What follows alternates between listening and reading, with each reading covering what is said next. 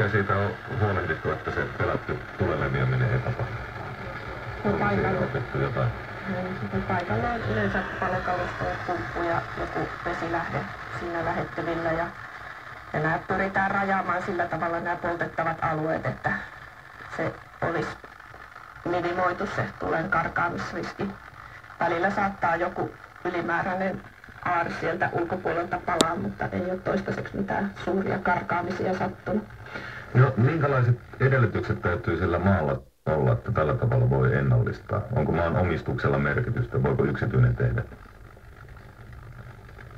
Toistaiseksi Metsähallitus on polttanut käsittääkseni ainoastaan valtion mailla.